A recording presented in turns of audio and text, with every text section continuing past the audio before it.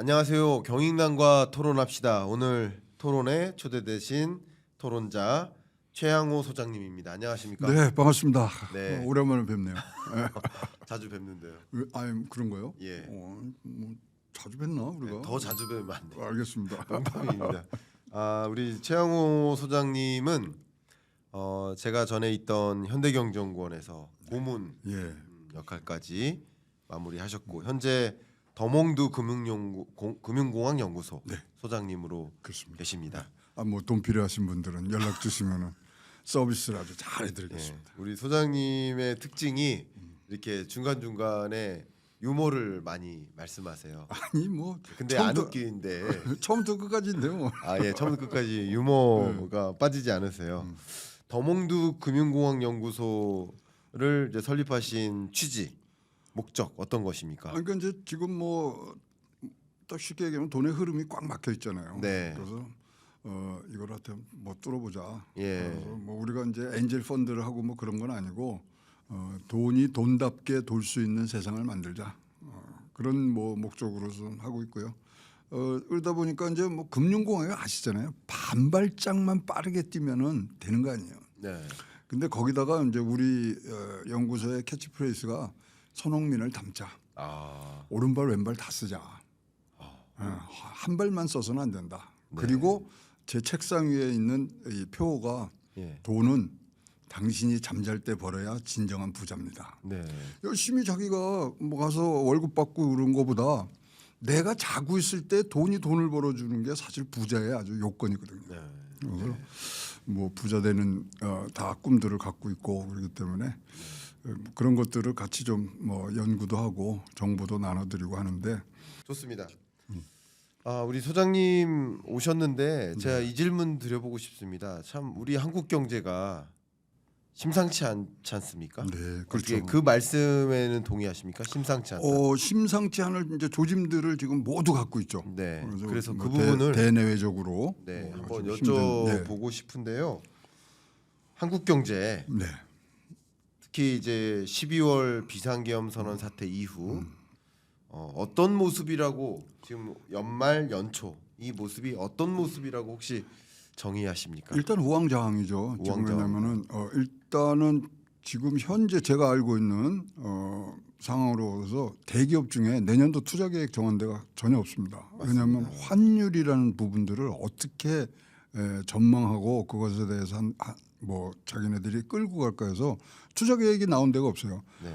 지금 뭐 17일부터 19일까지 삼성 전체 그룹을 했죠. 그다음에 20일 날 뭐 다른 대기업들 하는데 어디든지 내년도 계획을 못 잡는 거는 이렇다면은 각 우리나라를 끌고 가는 대기업들은 분기별로 나갈 수밖에 없어요.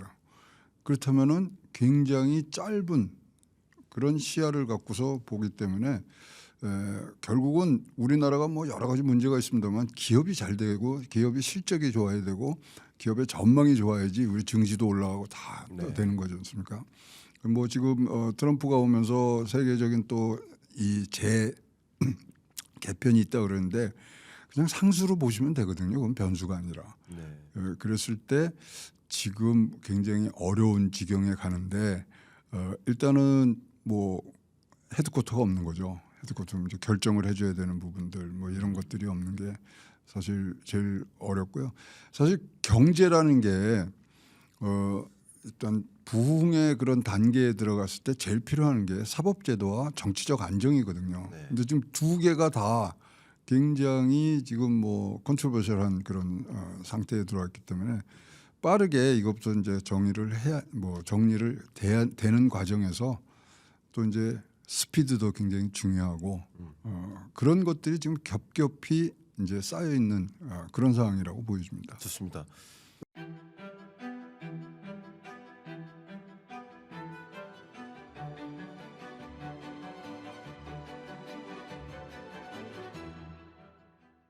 말씀 주시니까 저도 토론자로서 저도 어떤 생각을 갖고 있냐면요. 일단 기업들이 앞에 물음표가 있으면 그냥 적극적으로 나서기가 힘들거든요. 그렇죠. 마치 운전하는데 네. 안개가 자욱하면 속도를 낼 수가 없잖아요. 그렇습니다. 일단 속도를 줄여야 사고가 안 나잖아요. 지금은 뭐가 어떻게 될지 잘 모른다 하는 국내적인 불확실성. 그렇죠. 또 트럼프가 이제 25년 1월부터 20일부터 어떻게 정책 드라이브를 걸어갈지 정말 당장 관세 전쟁을 시작할지 아닐지 그것도 다 몰라요.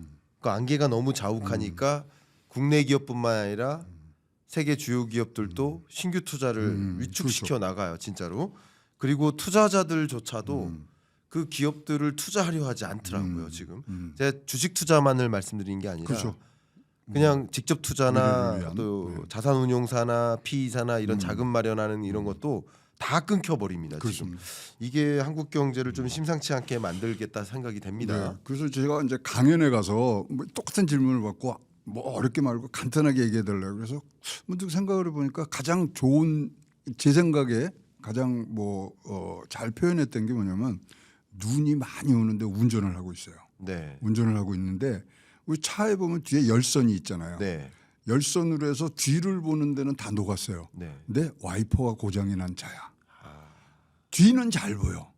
근데 앞에는 우리 자동차 눈 오는 날 보면 밑에 그 히터를 켜기 때문에 요만큼 밑에 보이잖아요. 네. 와이퍼 없이는. 네. 딱 그 상태다. 아. 그랬더니 어우 찰떡같이 알아듣겠다고. 그래서 그런 상태라고 지금 뭐 한 치 앞을 바라볼 수 없고 뒤는 잘 보여요. 그러니까 뒤는 우리가 일기 때 뭐 트럼프 일기 때 어떻게 해서 했는데 이거를 이런 식으로 뭐 우리가 나가면 된다. 그건 뒤를 보는 거고. 네. 그래서 현재 우리는 폭설이 내리고 있는데 와이퍼가 고장이 난 차를 몰고 가고 있고 열선은 잘 들어와서 뒤는 잘 보인다. 좋은 말씀이시네요. 네. 그럼 이제 말씀 너무 좋은 비유이신 것 네. 같아서 트럼프 2기는 마치 폭설이고 국내 이 탄핵 정국은 와이퍼가 고장난 그렇지. 그런 모습에 그렇죠. 비유될 것 같다. 딱 쉽게 와닿는 표현이신 것 같습니다. 이런 국면에 기업들이 신규 투자를 단행할 수 없고 그러다 보니까 경제가 악순환으로 그렇죠. 가는 모습이라고 좀 생각해 볼 수 있겠는데 이러다가 한국 경제 어떻게 될까? 지금 트럼프는 트럼프고요. 한국 경제 어떻게 될까 하는 걱정이 있는데 이 질문 좀 드려보고 싶습니다. 일단 제일 중요한 게 지금 뭐 지난 5년 동안 우리나라가 생산성 향상이라는 데서 굉장히 뭐 박한 점수를 받을 수밖에 없습니다. 그래서 뭐 쉽게 표현을 하자면 하루 먹고 하루 살았죠. 그러니까 뭐 우리가 더 나은 미래 그것을 지금 바라볼 수가 없는 사람인데 네. 자 그렇다면은 뭐 이제 트럼프 대통령이 자기 선거 공약으로 낸 게 그거 아닙니까? 진짜 the greatest economy in the world라 그랬거든요. 네. 뭐가 위대한 거야? 뭐가 위대해서 greatest 최상급을 썼냐 이거죠. 네. 그러면은 그거는 분명히 새로운 기술, 그다음에 생산성의 향상 이런 것들 아니겠습니까? 그런 것들이 굉장히 우리가 부족하지 않느냐. 누구도 지금 뭐 하루 먹고 사는 게 지금 걱정이지 내일은 또 내일이야. 뭐 이런 지금 것들이 나오기 때문에 최근에 나오는 책들 많이 보시면 우리 그 4대 그룹의 선대 회장님들이 말씀하신 건 임자해봤어. 모든 걸 다 봤고 뭐 등등이 울림을 가지고 우리한테 다가오는 이유는 지금 뭐 말씀드린 대로 우리가 생산성 향상을 급해야 됩니다. 그리고 4차 산업혁명에 지금 변곡점에 와 있기 때문에 그것을 어떻게 장착하느냐인데 그것도 지금 굉장히 뭐 지지부진하지 않냐는 생각을 했을 때는 그런 점이 속으로 골마가는 거 아니에요. 거기다가 역시 경제는 뭐 우리가 분석하다 보면 마지막 답이 뭐 김강수 박사도 우리 그런 얘기도 많이 했지만 결국은 인구로 가잖아요. 네. 그러면 8천만이라는 인구가 있어야 우리가 내수시장으로 먹고 사는데 뭐 택도 없이 오고 지금 뭐 더 인구는 줄어들고 있고 제일 불안한 게 생산 가능 인구가 지금 너무 줄었어요. 네. 네. 우리 전체 지금 외국에서 온 분들이 뭐 100만을 넘었다 그러지만 그러면은 뭐 우리나라 6%에서 8% 정도 뭐 작게 따지면 3%까지 이제 내려갈 수도 있지만 생산 가능 인구에서 외국인들이 차지하는 비율이 6.8%까지 올라갔어요. 그럼 이거는 뻔히 앞날이 보이는 거거든요. 그런 것들을 진짜 사회적 개혁을 통해서 해야 되는데 자, 걱정입니다. 뭐 걱정만 해서 될 일은 아닙니다만은 일단은 새로운 기술을 빠르게 우리가 장착해서 경쟁력을 그다음에 생산성을 높이는 게 가장 큰 지금 목적이라고 보여집니다. 좋습니다. 그럼 제가 이 질문 한번 드릴게요. 예. 우리 소장님이 전에 저기 청와대 네. 출신이시잖아요. IMF도 예. IMF 때 근무했습니다. 예. 그러니까 제가 한번 여쭤보고 예, 있습니다. 이렇게 저도 이제 이 탄핵 정국 들어서서 기재부나 산업부나 뭐 금융이나 이 비상소집 회의들이 많았어요. 자문 회의들이. 그렇죠. 그래서 저도 이제 자문회의 참석하면서 느꼈던 게 정책 공백이 있다. 전 그걸 많이 느꼈거든요. 네. 예를 들면 차관급이 주재해야 될 회의에 국장이나 그 밑에 급이 와요. 그러면 너무나 엄중한 회의임에도 불구하고 저는 뭐 미천하지만 훌륭한 전문가들이 의견을 주신단 말이에요. 그럼 우리 이렇게 해야 된다라는 네. 안건이 분명히 위로 올라가야 될 텐데 올라가질까? 그걸 검토를 할까? 그래서 이것부터가 정책 공백이라 생각되고 또 그럼요. 그 각 굉장히 정부 그거 부처별 네. 의사결정자들이 어쨌든 뭐 수사를 받는다거나 사표를 쓴다든가 아무것도 안 해요. 그러니까 이런 정국이니까 정책 공백이 있을 수 있는지 첫 번째 네. 그리고 그 정책 공백이 있다면 그게 우리 경제에 어떤 영향을 줄지 그걸 한번 질문 네, 드리고 싶습니다. 뭐 진짜 뭐 핵심을 찝으셨고 이렇게 되면은 사실 뭐 우리나라가 움직이는데 사실 핵심적으로 하실 한 축이 공무원인데 네. 공무원들이 신규는 안 하죠. 아, 그러면 현상 유지만을 하려 그러는 거죠. 근데 지금 우리나라가 현상 유지만 해서 잘 나갈 수 있는 지금 토대가 있냐? 그건 아니단 말입니다. 그러면 공무원들은 그때부터 뭘 하냐면 이런 거를 전가를 이제 기업한테 하기 시작하는 거예요. 네. 그럼 이제 뭐 며칠 있다가 보면은 이제 뭐 규제 타파니 뭐 나오지만 사실 규제는 타파하는 게 아니거든요. 규제는 그냥 없애버려야 되는 거거든요. 네. 그거를 책임지고 가는 사람들이 없는 거예요. 그래서 그런 부분 뭐 저도 많은 제언을 했습니다만 제가 제언한 거 중에 그래도 가장 울림이 있었던 거는 규제는 완화하는 게 아니라 완전히 없애버리는 거다. 예. 네. 규제는 없애야죠. 그럼 규제가 14가지, 15가지인데 2개 했다고 이게 풀리는 게 아니잖아요. 규제는 없애는 거지 완화하는 게 아니다. 그런 진짜 새로운 그러니까 우리 선 대장님 얘기 조금 했습니다만 이건희 회장의 말씀이 울림 있는 거죠. 마누라하고 그다음에 자식 빼고는 다 바꿔라. 뭐 그런 각오를 같이 갈 수 있게 하는 게 전체 안정이거든요. 그러니까 국민들과 위정자 공무원들이 한 곳을 바라보고 갈 수 있는 게 그러한 어떤 강력한 드라이브의 모토를 갖고서 가야 되는데 지금 할 수 있는 사람이 좀 부재하기 때문에 지금 사실 트럼프 1기하고 2기하고 비교해 봤을 때 트럼프 1기 때는 경제가 악화되고 있었던 때잖아요. 그때가 2016년 뭐 17년. 근데 지금은 경기가 이제 올라가려는 부분들이잖아요.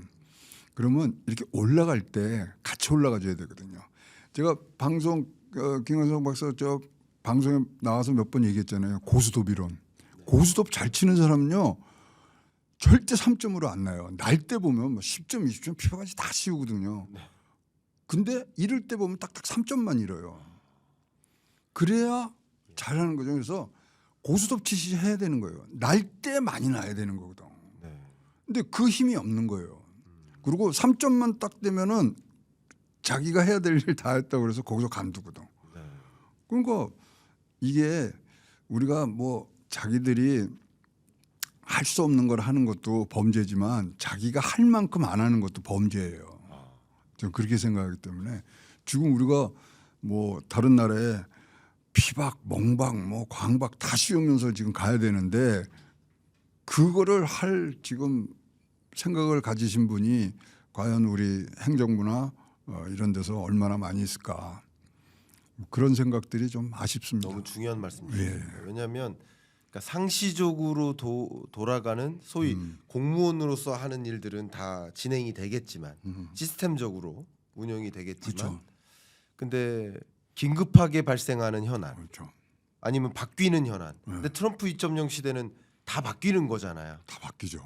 일단 미국 대통령이 바뀌고 그 수장들이 바뀌고 정책 방향이 바뀌고 비관세 장벽보다는 관세 장벽을 가지고 오고 그러면 이런 바뀌는 현안에 대해서는 대응 능력이 더 약화될까 두려워서 그게 지금 예. 굉장히 중요한 말이고 미국의 언론도 그러고 미국의 이제 주류 사람들이 뭐냐면 특히 헨리 키신저 장관이 말한 게 뭐냐면 트럼프란 사람은 한 시대가 종언을 고할 때 등장해 온 그러한 이 인물이다. 네. 그러니까 한 시대가 가는 거예요 지금. 예. 그러면 우리는 앞으로를 미래를 봐야 되는데 미래를 우리는 지금 과거의 연장선상에서만 지금 보는 거잖아요. 그렇죠. 그래서 이렇게 한 시대를 간다는 거를 딱 방점을 찍어주는 사람이 있으니까 미국은 복받은 나라라니까요. 뭐가 됐던 거 간에. 안타깝습니다. 참 우리 이럴 때 더 와이퍼를 속도를 올려서 닦아가면서 달려가야 될 텐데 와이퍼를 바꾸든지 근데 와이퍼 자체가 고장 난 거잖아요. 고장났죠. 네. 그게 이제 방금 말씀 나눴던 정책 공백입니다. 그렇습니다. 근데 저는 또 이런 질문 드리고 싶습니다. 결국 이제 이런 탄핵 정국과 미국은 또 강력한 드라이브를 걸고 그런 움직임 때문에 돈이 미국으로 다 쏠렸잖아요. 네네. 미국은 아무 문제 없이 이렇게 막 흘러가잖아요. 경제가 견조하게. 또 그 돈이 쏠렸기 때문에도 있겠고요. 그렇죠. 돈이 쏠리니까 또 강달라고요. 그래서 제가 이 질문 첫 번째로 또 드리고 싶어요. 네. 환율이요. 이 강달러 기조가 얼마나 장기화될 것인가. 제가요 네. 숙제를 받았어요 관련해서. 그래서 뭐 소위 말하는 트럼프 캠프에도 이제 뭐 지인들도 있고 그래서 이제 물어보는데 굉장히 이상한 얘기를 해주는 거예요 저한테. 네. 그래서 1번 요번에 관세 전쟁의 대상은 중국이 아니다 유럽이다. 그래 그럴 수 있어. 거기까지 이해가 갔어. 그러더니 두 번째 뭐 너는 그럼 달러는 어떻게 갖고 갈래 그랬더니 유럽에는 강달러, 아시아는 약달러를 갖고 가겠다는 거예요.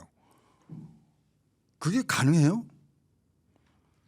그러면 이제 그 나보고 고민을 해보라는 거예요. 가능은 하죠.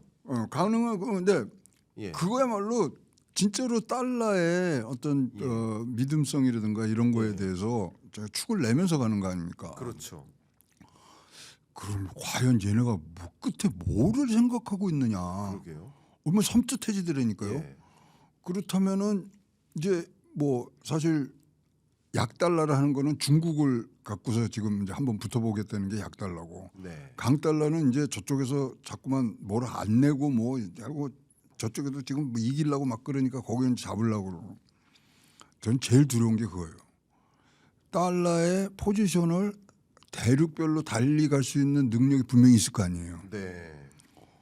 그럼 과연 그게 뭘까요? 우린 진짜 상상이 안 가요. 그러면 이제 CBDC냐? 뭐 여러 가지 고민이 굉장히 많게 돼서 뭐 이런 그 얘기들은 해요. 뭐 가끔 뭐 그쪽에 트럼프 캠프 있는 사람들하고 얘기하면은 야 니네 3개월이면 다 이제 패 보일 건데 그랬더니 막 웃어요. 3개월은 무슨 3개월? 100시간 안에 다 나올 거다 그러더라고요. 100시간 안에. 네. 그래서 지금 뭐 사실 뭐 걱정이 굉장히 많아요. 뭐가 나올지. 네. 무슨 뭐 사실 관세 이런 것들은 표면에 있는 것들은 사실 아무것도 아닌 것 같아요. 관세는 미국의 관세, 미국 체제를 우리가 이해를 해야 되는데 관세에 관한 것들은 모든 권한이 의회에 있어요. 네. 그리고 거기서 예외 조항으로 이러할 경우에 네. 대통령에게 위임한다. 그게 뭐 국방 뭐 수권법이라든가 뭐 이런 것들에 이제 무역법이라든가 조그맣게 나와 있거든요. 상호 관세법도 법으로는 없어요. 네. 근데 뭐에 나와 있냐면 무역법에 나오면 상대방 국가에서 이 관세를 내리면 우리도 내려줄 수 있다. 이렇게 돼 있어요. 올리면 올린다는 얘기가 없어요. 그래서 지금 트럼프가 제일 먼저 해야 될 게 뭐냐면 상호 관세법 리시프리컬 테리프 액트를 지금 만들고 있어요. 네. 지금 뭐 공화당이 뭐 상하 양원 다수니까 이제 통과되겠죠. 네. 그게 어떤 모습으로 나오느냐가 지금 가장 저는 뭐 우리에게 자 뭐 발목을 잡을 건가 이런 것들이 걱정이 돼요. 그래서 100시간 처음 100시간 준비 다 하고 있거든요. 네. 트럼프 봐요. 이제 4년 뒤에 저거 안 하잖아요. 네. 그럼 막 지를 거야. 그 상하 양원 다 잡고 있죠. 네. 2년 후에 중간 선거 때까지는 뭐 앞도 안 보고 좀 갈 거란 말이죠. 그래서 그런 것들을 어떻게 우리가 파고를 넣느냐. 그래서 뭐 우리 얘기해 보면 뭐 관세가 어떻고 뭐 하고 아니 우리도 배짱 부릴 거 부려야 돼요. 한국하고 미국하고 FTA예요. 관세 철폐가 목적인 게 FTA 아니에요? 네. 그럼 거기에 관세에 대해서 뭐 부과하고 이런 거 없어요. 밀고 나가야 돼요. 네. 그래서 그런데 이제 그런 걸 결정해 줄 수 있는 우리 이제 소위 말하는 수장이 빠르게 이 안정적으로 지금 돼야 되는데 아 진짜 외우 내환이라는 게 이런 건 것 같아요. 그렇네요. 그러면 이렇게 한번 질문드리고 싶습니다. 굉장히 의미심장한 표현을 해주셨어요. 관세 전쟁의 이 표적은 중국이 아닌 유럽이다라는 것. 그리고 유럽에는 강달러, 이제 중국에는 약달러로 접근을 한다라는 거 말씀 주셨습니다. 이게 본질적으로 특히 뭐 중국은 그렇다 치고요. 우리는 어느 정도 중국에 대해서는 감안하고 있으니까 네.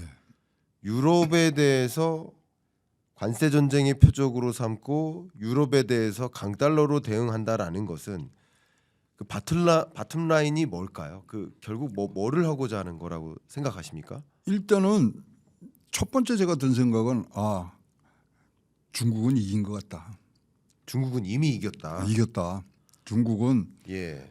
뭐 이제 자기네들의 어떤 이제 사실 중진국 함정에 좀 빠져 있잖아요. 네. 그거 견디는 게 없다. 내 4년 뒤에는 어떻게 될지 모르지만 내 임기 4년 동안은 쟤네들은 중진국 함정에 빠질 수밖에 없다. 네. 그 생각을 갖고 있는 것 같아요. 그러니까 네. 옛날 중국이 아니다는 생각을 갖고 있는 것 같아요. 네. 근데 유럽은 다시 지금 뭐 이 소위 말하는 영국과 뭐 이런데 뭐 브렉시트를 뭐 나가느니 많이 그것이 이제 한 페이스를 넘어가서 다시 뭉치는 그런 부분들이 있거든요. 거기다가 이제 나토라든가 뭐 이런 변수들을 다 따지고 보면은 니네 해볼 테면 해봐. 어? 나 나토 지금 뭐 탈퇴하고 파리 기후 협약 다 그게 한 달 동안 이제 할 거 아닙니까? 네. 니네 한번 혼자서 잘 사나 보자 이거거든요. 네. 그래서 어떤 형태로 나올지는 모르지만 분명히 제가 이제 그 들은 정확한 워딩은 대유럽 강달러, 대아시아 약달러. 일본도 죽이겠다는 얘기예요. 이러면. 그렇겠네요. 예. 그래서 해법을 찾는 게 지금 제가 네. 예, 제가 지금 뭐 숙제로 갖고 그 있습니다. 말씀 속에서 제가 갑자기 이제 떠오르는 여러 가지 또 생각들 그 동안에 트럼프가 추진해왔던 그 정책 방향들하고 좀 믹스해서 생각해 보면 이건 뭐 제 의견입니다. 네네. 지금 말씀 속에서 제가 의견을 좀 보태보고자 하는 것인데 트럼프가 워낙 좀 강하게 드라이브를 걸고자 하는 방향성이 기후 변화 대응하지 말자 이거잖아요. 그렇죠. 예. 반환경주의자죠. 네, 그렇죠. 예. 그것을 이제 목적으로 하는 것은 미국에서 첨단 산업의 제조 기지를 완성시키고자 하는데 다른 나라에서 제조하는 것보다 미국에 와서 제조하는 걸 유리하게 만들어주겠다라는 방향성이 네. 깔려 있는 것 같습니다. 특히 유럽 같은 경우는 그렇죠. 환경 규제가 엄청나게 심하고 그러면 그 환경 규제에 대응하기 위해서 기업들은 많은 비용을 지불하고 있는 게 사실이거든요. 근데 미국에서는 그런 비용 지불하지 않아도 되니까 상대적으로 미국에서 기업 경영하기가 유리해지는 거죠. 그죠. 여기에 특히 유럽에 대해서는 강달러 기조를 만든다는 얘기는 유로화를 혹은 뭐 그렇지. 영국 파운드화나 스위스 프랑이나 다 마찬가지지만 이 유로피언 국가들의 통화 가치를 급락시킨다, 절하시킨다라는 거니까 그러면 유럽으로부터 돈의 이동을 더 유도시킨다는 거잖아요. 빠져나올 수밖에 없죠. 빠져나오게. 빠져나오죠. 그러니까 예. 엔캐리 트레이드처럼. 그러니까 네. 지금 크게 국제 자금 흐름은 네. 우리 이제 중동에서 월드컵이 끝난 다음에 그 돈들이 어디로 갔냐면은 다 아프리카로 지금 갔잖아요. 그 아프리카 갔다는 거는 내일 모레면 유럽 간다는 거거든요. 네. 그거를 지금 막아놓는 지금 상황이 있고 그러다 보니까 아시아 쪽에는 이게 지금 안 들어왔어요. 그리고 잘 아시지만 아시아에 한 번 들어온 달러는요 잘 안 나가요. 아시아에서 돌아요. 중국 갔다 일본 갔다 하고 그러잖아요. 네. 예? 그러면 계속 그 안에서만 돈다 그러면은 그거를 굉장히 고착화시킬 것 같아요. 그러면 약달러 갈 수밖에 없거든요. 그래서 이제 그런 전략을 쓸 건지 모르지만 하여튼 뭐 의미심장한 얘기들을 들었기 때문에 그런 이제 어떤 식으로 지금 나올 건지가 궁금해지고 뭐 일면 또 CBDC도 우리가 생각을 해야 되는 부분들이고 네. 뭐 저기 암호화폐 또 재단까지 좀 만들어갖고 좀뭐 트럼프 쪽 일가들이 저걸 하잖아요. 네. 좀 그런 얘기를 듣고 있는 참에 보면은 무슨 파리에는 자기 그 쿠시너 사돈을 뭐 보내고 네.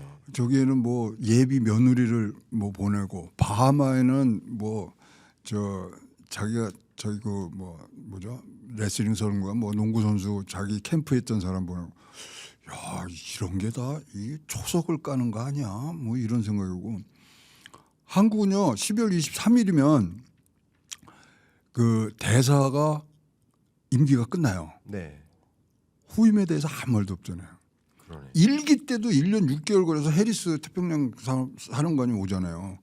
이거 말할 데가 없는 거예요. 그렇네. 우리나라가 지금 사실 그나마 나은 게 뭐냐면 한덕수 총리가 미국 대사를 했죠.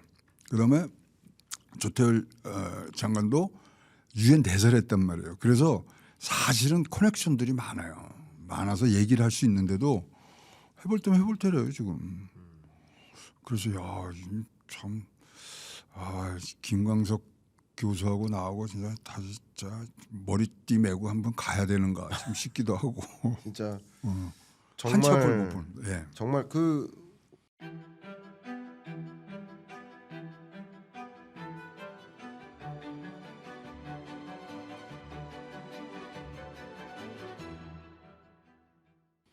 이번에 준비하신 책 탈고는 하셨는데 네.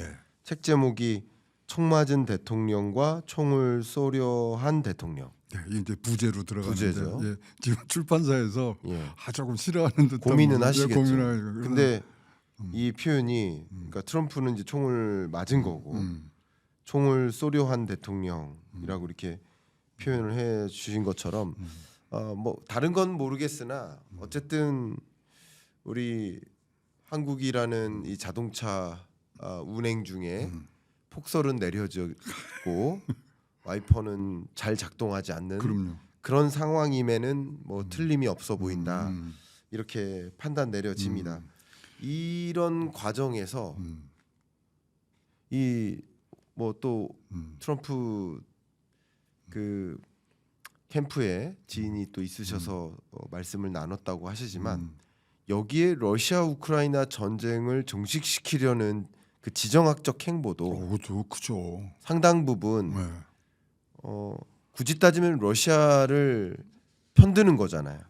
굳이 따지면 그렇네. 친러시아적인 거잖아요. 또 보면은 전쟁을 멈춰줄게. 멈춰주지만 너가 원하는 걸 들어줄게잖아요. 그렇지. 아니 전쟁을 멈추는 끝나면 방법이. 명분이 있어야 되니까 그렇죠. 전쟁을 끝내려면. 그래서 지금 제가 이제 정리를 해봤더니 네, 뭐가 나오냐면 2025년도에 나오자마자 할 것들을 한번 정리를 해봤어요. 네. 첫 번째가 뭐냐면 파리 기후 협 다시 탈퇴한 거 아니에요. 탈퇴하겠죠. 그건 무조건이잖아요. 예. 두 번째가 반이민 정책 행정명령 바로 내립니다. 네, 그거는 100시간 내에 내릴 거고. 네, 그다음에 관세부가 법제화를 해야 돼요. 아까 말씀드린 현행법으로 못 해요. 네, 보통 관세 그거는 미국에 어떠한 법적 근거도 없어요. 네, 그럼 아까 말씀한 상호 관세 리시프컬 텍스 액트 그거를 지금 하려고 지금 하는데 네. 상하 양은 다 갖고 있잖아요. 그렇죠. 가는데 사실 공화당에서도 지금 내부 반란표가 좀 있고요. 네. 그다음에 나토 탈퇴 할 것 같죠. 할 것 같습니다. 그럼 이제 그게 2025년도에 지금 가는 거예요. 네, 그다음에 IRA 그 칩스법 이거는 뭐 폐지한다 그러니까 하는데 지금 다 잡아놨잖아요. 근데 요번에 삼성까지 보조금을 받았단 말이죠. 네, 그러면 근데 아무 말도 안 나오잖아요. 그러게. 그래서 또 비싼 돈 들여서 전화를 했지. 야 삼성 주냐 그랬지. 줬어 그러더라고. 너 그 신문도 못 봤는데. 근데 뭐 우리 나라 나오는데 26%뭐 감축됐다고 큰일 났다 그러는데 그것도 잘 모르는. 삼성이 16%를 줄였어요. 그래서 거기 부수되는 거 10% 해갖고 26%된 거예요. 그렇게 하는데 아주 진짜 의미심장한 얘기가 뭐냐면 AI와 차세대의 반도체를 쥐락펴락할 수 있는 6개 회사가 다 미국에 있다 이거예요. 보조금 받는 6개 회사가 다 HBM 만들고 다 하잖아요. 그렇죠. 걱정 없다는 거예요. 그래서 야 지금 등골이 선뜻한 부분. 그 다음에 이제 대규모 규제 완화가 있는데 그것이 이제 어떻게 갈 건지. 그 다음에 청정에너지 이제 사업 보조금 되고 그러고 이제 어쨌거나 이제 칩스법에 의해서 이제 보조금 주는 거는 매년 트럼프 기간 내내 분기별로 줄 거 아니에요. 네. 과연 줄까? 네. 근데 그거에 대해서는 그쪽 이제 이 법을 잘 아시는 분이 잘 안 될 걸. 왜냐하면 미국 대통령은 예산이 한번 통과되면은 조정할 수 있는 게 1년에 딱 한 번뿐이래요. 여기 쓸 수는 없다는 거예요. 그러니까 받은 건 다 받은 거고 일단 잘 받았으니까 잘 활용을 해야 되고 이제 그런 것들이 이제 일어나는데 많은 사람들의 변곡점은 2027년으로 보더라고요. 네. 2027년 왜? 그러면 2027년에는 중국이 대만을 통일시키겠다고 지금 얘기해 놓은 거 아니에요. 네. 그 변곡점이 분명히 있지 않겠냐 그때까지. 네. 뭐 그런 얘기들을 지금 하고 있고요.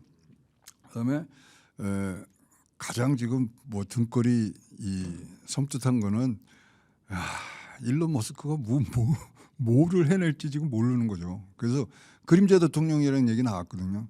근데 그림자 대통령 나오면 사실 그거 별로 안 좋은 거예요. 배넌이 저 1기 때 그림자 대통령이라는 얘기 나오고서 바로 잘렸잖아요. 네. 근데 이번에 예산안 통과하는데 일론 머스크가 굉장히 저걸 했거든요.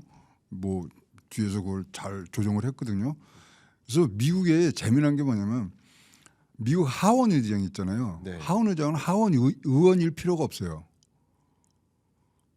그래서 일론 머스크가 지금 하원 의장으로 갔더니 뭐 그거는 아니겠지만 일단은 지금 정부 요직을 좀 갖고 있으니까 그래서 이제 그렇게 하고 변곡점이 또 될 수 있는 거는 2025년이면 제롬 파월의 임기가 끝나잖아요.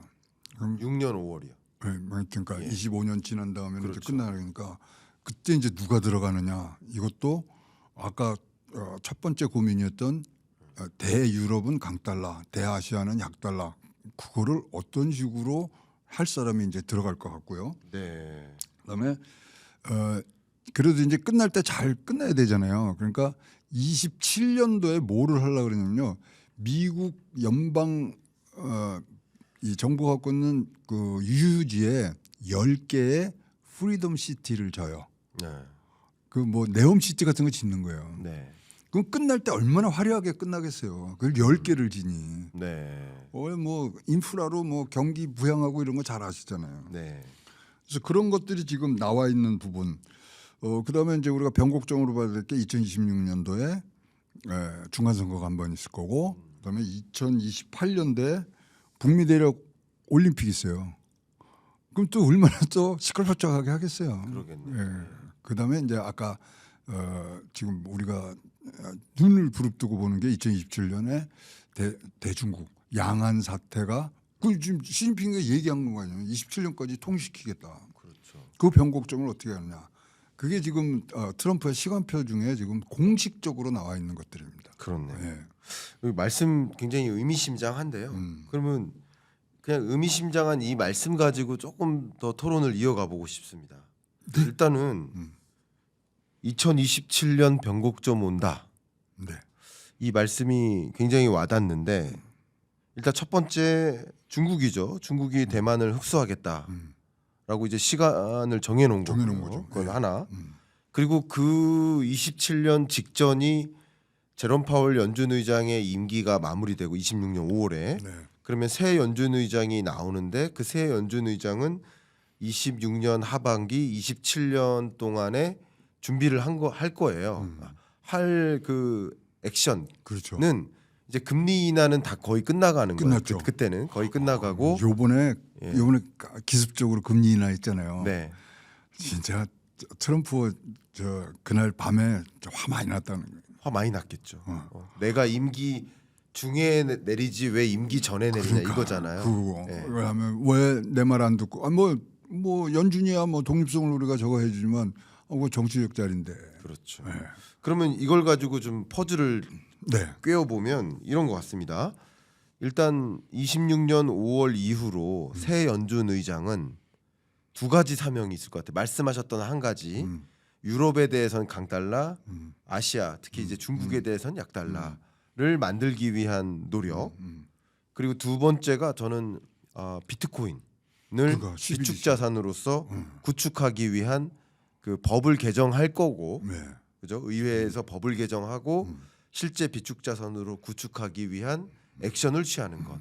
파월은 기자회견 때 비축 자산 우리는 할 법에 의해서 불가능하다라고 바로 얘기했잖아. 비트코인가 너무 바로 대놓고. 빠지는, 예. 예. 근데 트럼프의 의지는 비축 자산으로 구축하는 것이고, 그렇죠. 그러기 위해서는 지금은 안 되지만 의회에서 연준법을 개정하고 나면 가능한 여건을 마련하고 연준 의장이 바뀌는 거죠. 자, 그럼 여기서 어떤 생각이 있냐면 말씀 주셨었던 나토에서 탈퇴하는 것. 저는 이런 생각이 듭니다. 나토에서 탈퇴하는 것만으로, 미국이 나토에서 탈퇴하는 것만으로 유로피언 국가들, 유로화를 비롯한 영국 파운드와 등등 이 나토 회원국들의 통화 가치는 절하될 수 있겠다. 네. 탈퇴하는 아니, 것만으로도. 최근에 그 사태가 일어났잖아요. 네. 벌써 이제 완펀치 날렸단 말이에요. GDP 5%까지 방위비 올리라고. 네. 바로 깨갱하고 그렇죠. 지금 뭐 그쪽에는 지금 내려오고 있잖아요. 그렇죠. 그러니까 지금 이 잽을 날리는 시간 아닙니까? 지금 당선인이기 때문에. 네. 그 지금 툭툭툭 던지는 게 이게 진짜로 무슨 야 이거 한번 해봐 이게 아니고 아주 요연하게 정리된 거에서 지금 시간표대로 가는 거예요. 좋습니다. 그러면 제가 지금부터는 제 의견을 한번 드려볼게요. 네. 어떤 생각이 들었냐면요.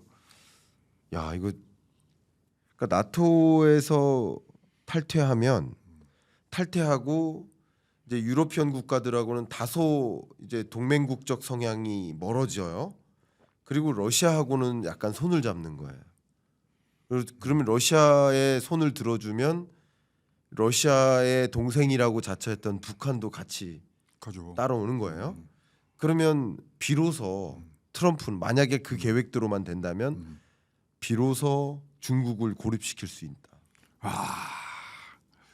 중국을 고립을 못 시켰거든요. 그렇죠. 근데 유로피언 국가들을 약하게 만든다 한들 이들이 중국 편 들지는 않을 거고요. 여전히 미국 편일 거라고 생각한다면. 근데 표면적으로 나온 거는 나토 탈퇴 분명히 나올 얘기지만 나토가 이제 뭐 거기서 어떤 방어군의 그거라지만 까보면요 나토 국가 중에서 러시아 저 가스 안 쓰는 데가 어디 있어요? 그러니까요.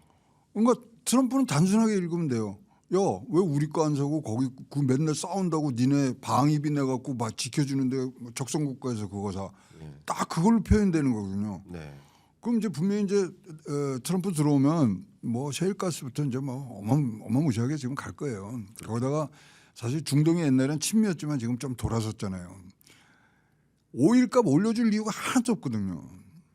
등등을 봤을 때 지금 말씀하시는 나토에 관해서는 분명히 이 어떻게 이제 서로 주거니 받거니 해야 되는 부분 중에 하나가 야 미국 거 사. 그럼 니네 풀어줄게. 네. 그래서 트럼프도 두 겹 세 겹 이렇게 뭐 꺾어볼 필요 한 번만 꺾으면은 딱 나오는 답들이 있거든요. 네. 그걸 봐야 되는 거죠. 그럼 여기서 네. 가장 또 의미심장한 대주제가 27년 중국이 대만을 흡수하려 할 때 미국이 과연 가만히 있을까?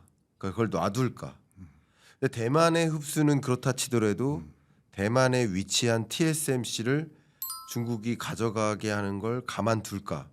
그래서 이게 요번 가장 TSMC 미국에다가 짓잖아요. 그렇죠. 예. 저기 오하이오인가 어디 짓잖아요. 그러니까 아까 말씀드린 6개 세계 6대 HBM급 AI에 들어갈 수 있는 반도체를 만드는 회사 6개가 다 미국에 있어요. 네. 승리라니까. 그러니까. 네. 그다음에 이제 저 중국 같은 경우도 이제 뭐 이렇게 하고 대만 이제 뭐 27 그건 눈 뜨고 볼 수는 없는 거 아니에요. 그럼요. 그러면 볼 수는 없죠. 한국에다가 방위분담금 올리라고 그럴 수도 없어요. 진의 목적으로 와서 해야지. 방위 분담금도 재밌더라고요. 그 캠프 있는 친구가 얘기하는데 뭐 하다가 내가 막 저 욕을 할 뻔했는데 또 그런 거 방위 분담금 더 내야 된다는 거예요. 이유 한 가지만 얘기해라. 그럼 내가 니네 에듀케이트 해줄 테 무슨 얘기가 나오냐면 니네 한국이 팬데믹 때 보니까 1년에 4조 쓰더라. 그 정도는 니네 올려줘야 되는 거 아니야? 야 트럼프 답더라고요. 니네 쓸만하더만. 그러니까 우리랑 생각하는 게 네. 완전히 레벨이 다른 거예요. 레벨이 다르네. 니네 쓸 돈 있으면서 왜 안 주냐 이거예요. 근데 대만 사태가 나면 저희한테 좀 유리하지 않을까요? 네. 뭐 주한미군이 또 축이 돼서 네. 태평양 사령부에서 그건 하겠지만 그래도 그걸 지켜야 되고 그래서 일면 그런 것들로는 우리가 뭐 일기 때 당한 것만큼 당할 필요는 없다. 뭐 이렇게 생각을 해요. 그 군사력적인 부분들. 그다음에 특히 이번에 이제 배들 많이 사 간다 그러잖아요. 네. 그래서 그런 것도 굉장히 좋은 사인이고. 근데 이제 그거를 소위 말하는 승부를 볼 수 있는 우리 국가의 지도자가 있어갖고 네. 다 저 가서 뭐 저 아메리칸 파이 부르지 말고 이 It's Man's World라는 그 트럼프의 제곡이 있거든요. 그거 한 부르고 해야 되는 그런 우리의 지도자가 지금 있어야 된다고 생각을 합니다. 네. 그럼 말씀 속에 네. 거의 이제 마지막 주제일 것 같은데요. 이제 중국과 미국이 대만 해협에서 벌이는 결투.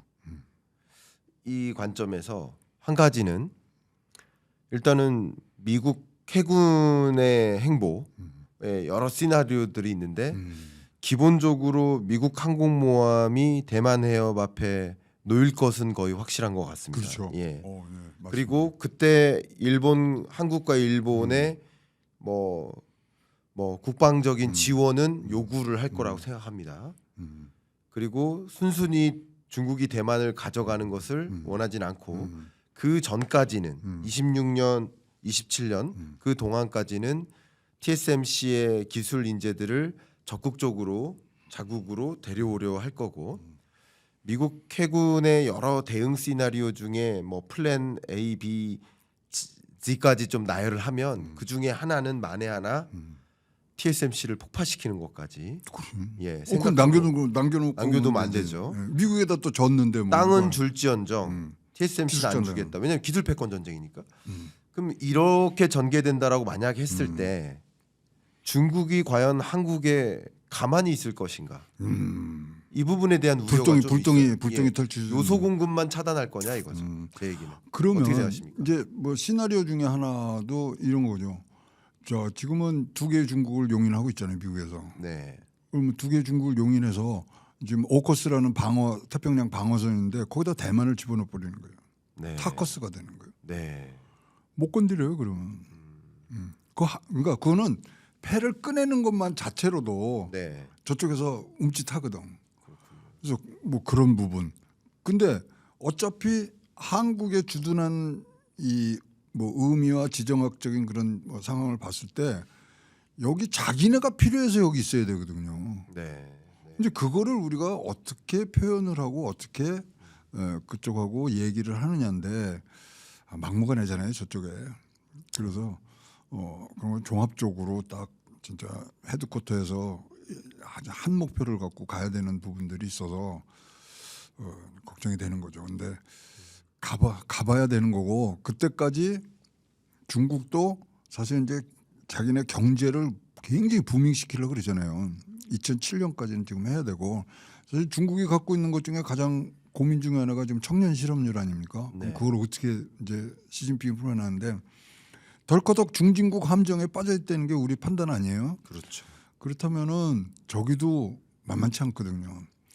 만만치 않은 상황이면은 항상 뭐 빠질 구멍이 없으면은 뭘 하느냐? 그때부터는 주먹을 쓰기 시작하는 거죠.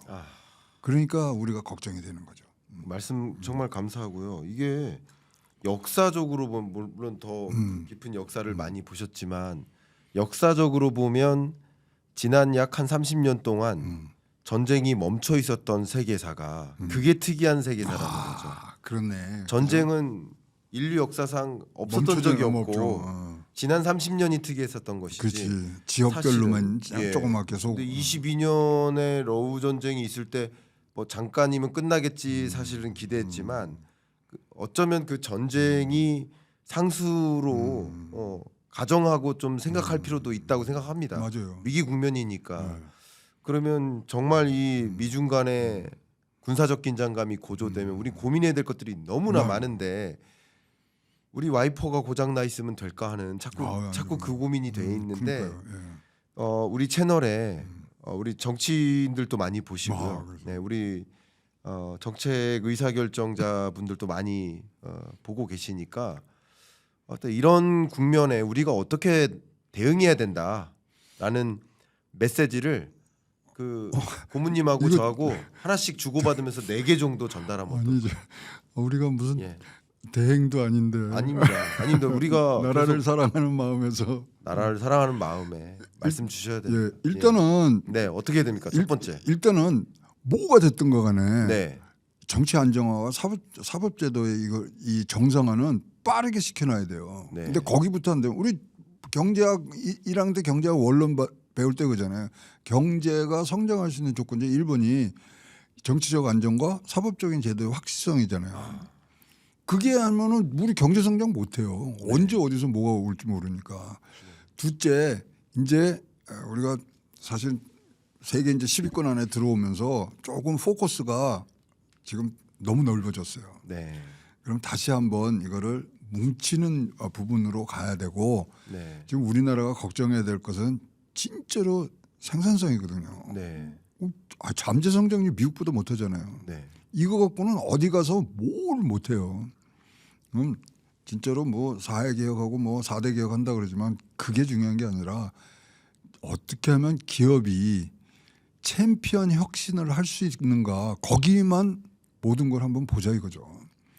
결국 먹고 살아야지만 나가야 되는 거고 지금은 뭐 관세 전쟁이 무역 전쟁이 하는 거에 가장 중요한 거는 저는 거기에 이 나가서 싸우는 이 장수와 이 싸움을 해야 되는 사람들은 기업이거든요. 아니 기업이 지금 뭐 내년도 투자 계획도 못 잡을 정도로 이렇게 불안정하니 이게 되겠어요. 그래서 그 부분에 우리가 뭐 귀에 못이 박히게 뭐 규제 완화들 뭐 얘기를 했지만 진짜 다른 거 한번 해봤으면 어떻겠냐. 일단 기업을 우리가 잘 성장할 수 있게 하고 변곡점이 왔지 않습니까? 산업혁명의 4차 산업혁명인데 그 변곡점을 넘는데 옛날에는 공무원들이 했으면 지금은 기업인이 했으면 좋겠습니다. 네. 말씀 정말 감사합니다. 뭐 저도 이제 말씀 주신 그 한 2가지 정도의 제안에 보태서 저도 2가지 정도의 제안을 좀 조심스럽게 드려 보면요. 일단 말씀 주셨던 걸 요약을 한다면 첫 번째 그 제안은 이런 이 정치 불안 이거는 사실 진보와 보수가 없다. 그렇죠? 정치 불안, 그 사법제도의 건전성을 정립하는 것 이게 우리나라가 가장 우선시해야 될 일인 거고 두 번째는 말씀하신 게 그 정치적 리스크가 경제적 리스크로까지 전이되지 않았으면 좋겠다. 그렇죠. 기업들의 경영 활동을 더 보조하는 그런 부분에 대해서는 이견 없이 움직여야 된다라는 말씀을 주신 것 같고요. 저는 오늘 말씀 나눈 여러 대담 속에 가장 우려되는 부분 한 가지가 어쨌든 이 관세 전쟁의 표적이 누가 될 것인지 우리 한번 직면을 해야 알죠. 언제부터 그렇죠. 전쟁을 펼칠지. 이럴 때일수록 제가 드리는 의견, 그러니까 2개에 이어서 3번째, 4번째를 의견 드리면 이럴 때일수록 우리 수출 구조를 다변화해야 된다. 너무 과하게 미중에 의존적이기 때문에 미중 수출을 줄일 필요는 없어요. 미중 수출을 줄이자는 게 아니라 다른 미중을 제외한 다른 나라 대상국에 그렇죠. 대한 수출을 늘림으로써 의존도를 낮추는 파이를 거죠. 크게 네, 해야지. 네. 그러면 우리나라 수출이 이런 미중 패권 전쟁 속에 덜 흔들릴 수 있다라는 의견을 한 가지 드리고 두 번째, 그래 이제 마지막이죠. 4번째. 의견을 또 드린다면 저는 이 27년 변곡점을 앞에다 두고 미국과 중국이 격돌할 때 중국이 한국에 대해서 경제 제재나 어떤 것들을 가만히 지켜만 보진 않을 것이다. 우린 요소 공급 차단을 이미 경험했고, 그렇죠. 관광객 차단 경험했고, 한류 차단하는 거 경험했습니다. 근데 그거 수준으로 끝날까? 그거 이상의 공격을 할 거라고 생각하는데요. 맞아요.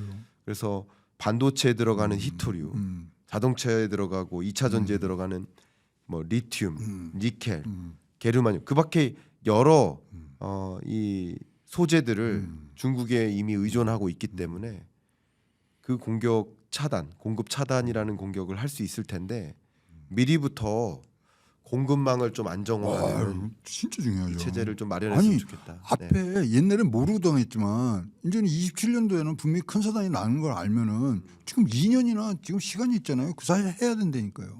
근데 그 의존도 바뀌지 않았습니다. 아니 그러니까 안타까운 그걸 그러니까요. 바꾸는 거를 해야지. 그래서 지금 지금은 요소 여전히 그렇죠. 97.7% 중국에 의존하고 있어요. 싸니까 갖고 들어오는 그러니까 거예요. 그 바꾸는 게 어렵다는 건 알지만 이런 상황이 어느 정도 예견된다면 가야죠. 여기서 준비 안 하는 것은 그건 정말 직무유기다. 직무유기 아니라 그건 반역죄죠. 반역죄. 나라에 이걸 해야 되는. 정말 예. 네. 많은 분들이 뭐 제 의견이 정답이라는 것은 아니지만 이런 불확실한 국면에 좀 많은 의견들을 모아서 그럼요. 자기네 당에 대한 사랑보다는 국가와 국민에 대한 사랑이 더 커야 되는데 요즘 거꾸로 돼 있잖아요. 그런 말씀해 주시죠. 우리 저 1층에 저 대강당 큰 거 하나 있잖아요. 예. 여기 방송국 1층에 예. 거기다 좀 저 국회의원들 모아놓고 3박 4일 좀 한번 빠따를 한번 칠까. 걱정이요. 근데 그러다 이게 채널 폐기됩니다. 예. 또 1대1로 만나면은 다 맞다 그래요. 그럼요. 맞습니다. 맞으면 해야지. 맞는 거를 왜 안 하고 있어요? 예. 제발 25년 연초는 정쟁을 마무리하고 그죠. 이 세계 전쟁에 대응했으면 좋겠다. 그러니까 지금은 바깥에가 저렇게 지금 뭐 화력이 막 올라오는데 내부에서 총질할 이유가 하나도 없죠. 훌륭한 그 진단과 네. 고견과 다양한 정보망을 활용해서 이런 일이 있을 수 있음을 또 경고해 주셔서 대단히 감사하고 무슨 말씀이에요? 마무리로 이렇게 요청드리겠습니다. 오늘 경인당과 토론합시다에 네. 처음 출연하셨는데 소감 말씀 아니, 여쭙고 이렇게 마무리하겠습니다. 일방적인 뭐 이렇게 질문하고 답하고 아니라 이렇게 뭐 얘기들을 섞어가니까 제가 배워가는 것도 많고요. 무슨 말씀을? 예. 그다음에 또 우리 뭐 김광석 교수하고도 잘 아니까 또 내 속내에 있는 거 어디 가서 잘 안 나는 얘기 오늘 많이 한 거거든요. 그러시군요. 감사합니다. 이게 맞고 그런데 많이들 좀 보시고 제가 뭐 진짜 앞뒤가 안 맞는 얘기를 했지만 여러분들도 같이 생각을 하면은 우리도 큰 저거를 할 수 있다고 생각합니다. 한 사람이 꿈을 꾸면 꿈으로 끝나지만 많은 사람이 같은 꿈을 꾸면 그거는 현실이 되거든요. 그래서 그 현실이 되게 만들고 싶습니다. 제가 우리 고모님을 오랫동안 배워왔지만 제가 배워온 것 중에 가장 멋있는 말씀을 지금 남겨주셨어요. 준비 좀 해갖고 왔죠. 준비해 오셨고 감사하고요. 네. 제가 오늘도 고모님 통해서 우리 소장님 통해서 훌륭한 인사이트 배웠고 또 우리 독자분들도 어떤 부분에 좀 불안 요인이 있다, 위험 요인이 있다라는 것을 공유할 수 있는 시간. 네. 그래서 우리 한국이 또 잘 대응할 수 있는 계기를 마련하는데 일조해 주셨음에 감사하고요. 이상 마무리하겠습니다. 네. 100시간에 나와서 정책들 쫙 나오면 한 번 더 불러주십시오. 네. 그러면 그렇게 그때 하죠. 우리가 같이 조목조목 하나 시간만 해서 예. 좀 얘기를 하고 2월달에 대통령 조찬기도회가 있는데 지금 뭐 오라고는 하는데 갈까 말까 좀 하고 있습니다. 그래서 봤으면 좋겠긴 한데 네. 제가 첫 번째 트럼프 대통령 만났을 때 일화가 뭔지 아세요? 어떻습니까? 처음에 이제 2017년도에 네. 그 조찬기도회를 갔는데 저한테 악수를 청하더라고요. 네. 네. 뭐라 그러냐면 I want to see you 7 more times 그러더라고요. 그래서 뭔 소리지? 나를 7번 더 본다고? 예. 그러니까 그게 일기 첫해 그 조정기도였거든요. 예. 자기가 재선한다는 얘기야. 아, 세븐 more times. 네 번 하고 다음 eight 것도 times니까. 요번에 만나서 7번 더 보고. 넌 약속을 지키는 사람이다라고 내가 얘기를 해주고 싶어요. 근데 감사합니다. 내 차례까지는 안 올 것 같아. 아닙니다. 예. 그때는 저 유력 인사 뒤에 쫓아가면서 내가 네. 악수한 건데. 저는 그때 소장님 쫓아갈 수 있도록 하겠습니다. 알겠습니다. DC가 갖고 예. 거기 가서 뭐 왔다 갔다 하면 뭐 하나 걷어 예. 건들지 않겠어요. 예. 네. 감사합니다. 정말. 네. 예. 좋은 시간 됐습니다. 감사합니다. 감사합니다. 네.